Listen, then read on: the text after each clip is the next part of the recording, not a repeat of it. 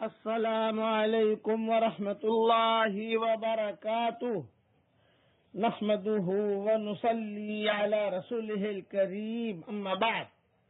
آج کا سبق سن لیجئے۔ آج کے سبق کی سرخی ہے حضرت محمد صلی اللہ علیہ وسلم کی سیرت، پارٹ نمبر 234۔ کھانوں کی کمی پر یہ سیرت کا مضمون چل رہا ہے۔ اس پر ایک دو قصے اور سن لیجئے کہ حضرت ابو خنیس غفاری رضی اللہ تعالیٰ عنہ فرماتے ہیں کہ وہ غزوہ تہامہ میں حضرت محمد صلی اللہ علیہ وسلم کے ساتھ تھے۔ جب ہم عصفان پہنچے تو صحابہ نے حضور صلی اللہ علیہ وسلم کی خدمت میں حاضر ہو کر عرض کیا کہ یا رسول اللہ، بھوک نے ہمیں کمزور کر دیا، آپ ہمیں اجازت دیں ہم سواری کے جانور ذبح کر کے کھا لیں۔ یہ عصفان مکہ مکرمہ سے 75 کلومیٹر دور پر ہے۔ جب بھی ہم جاتے ہیں مدینہ منورہ سے مکہ مکرمہ، راستے میں یہ بستی آتی ہے اور وہاں ایک کنواں بھی ہے جو کڑوا تھا، جس میں حضور صلی اللہ علیہ وسلم نے تھوکا تھا، تو کنواں جو ہے وہ میٹھا ہو گیا۔ اب تک جو ہے اس کنویں کے اندر سے خوشبو آ رہی ہے۔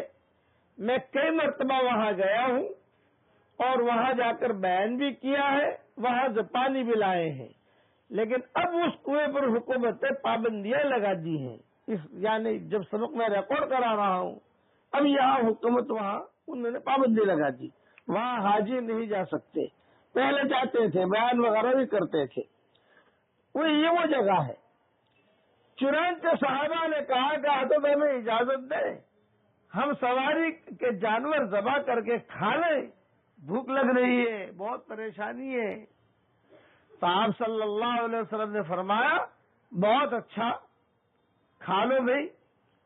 پھر حضرت عمر ابن خطاب رضی اللہ تعالیٰ عنہ کو اس بات کا پتہ چلا۔ انہوں نے دیکھا کہ لوگ جو ہے وہ اونٹ ذبح کرنے کی تیاری کر رہے ہیں۔ اونٹ کو ذبح کرنے میں تھوڑی سی تکلیف ہوتی ہے، اس کا پاؤں باندھنا، اس کو رسی لگانا ترتیب ہوتی ہے۔ چنانچہ حضرت عمر نے کہا بھی کیا کر رہے ہو تم لوگ؟ یہ کہا اونٹ ذبح کر رہے ہیں۔ کیوں؟ یہ کہا بھوک لگی ہے، حضور صلی اللہ علیہ وسلم نے اجازت دی ہے۔ حضرت عمر نے کہا نہیں، ٹھہرو۔ یہ حضرت عمر کا مقام تھا کہ حضور نے فیصلہ کیا ہے، لیکن حضرت عمر جا کر بات کر رہے ہیں وہاں۔ آپ ٹھہرو، آپ چلو میرے ساتھ حضور صلی اللہ علیہ وسلم کے پاس۔ چنانچہ سارے کے سارے حضرت محمد صلی اللہ علیہ وسلم کی خدمت میں حاضر ہوئے، اور حاضر ہو کر حضرت عمر نے عرض کیا کہ یا نبی اللہ، یہ آپ نے کیا کیا کہ آپ نے اجازت دی اونٹ ذبح کرنے کی؟ کیا آپ نے لوگوں کو سواری کے جانور ذبح کرنے کا حکم دے دیا؟ آپ نے فرمایا ہاں۔ تو حضرت عمر نے کہا کہ حضرت اس طرح تو سواریاں ختم ہو جائیں گی، تو پھر لوگ کس پر سوار ہوں گے؟ ہمیں دشمن سے مقابلہ بھی کرنا ہے اور ہمیں مدینہ منورہ بھی پہنچنا ہے، تو کیسے کام چلے گا؟ پیدل تو چل نہیں سکتے۔ تو آپ نے فرمایا ہاں بھائی ٹھیک ہے۔ تو ابن خطاب پھر تمہاری کیا رائے ہے؟ اب حضور رائے پوچھ رہے ہیں۔ پہلے فیصلہ کیا، لیکن یہ بات جب سامنے آئی تو حضور صلی اللہ علیہ وسلم خود رائے پوچھ رہے ہیں کہ آپ کے کیا رائے ہے؟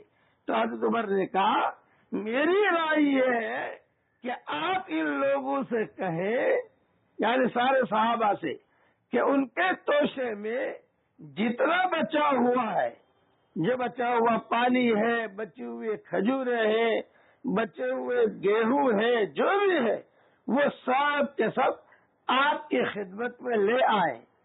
پھر آپ اس سارے کو ایک برتن میں جمع کریں اور آپ پھر مسلمانوں کے لیے اللہ سے برکت کی دعا کریں۔ چنانچہ آپ نے لوگوں کو اس کا حکم دیا، سب نے اپنے بچے ہوئے توشے کو ایک برتن میں ڈال دیا، پھر آپ نے مسلمانوں کے لیے دعا فرمائی، پھر آپ نے فرمایا تم اپنے اپنے برتن لے آؤ، چنانچہ ہر آدمی نے اس میں سے اپنا برتن بھر لیا۔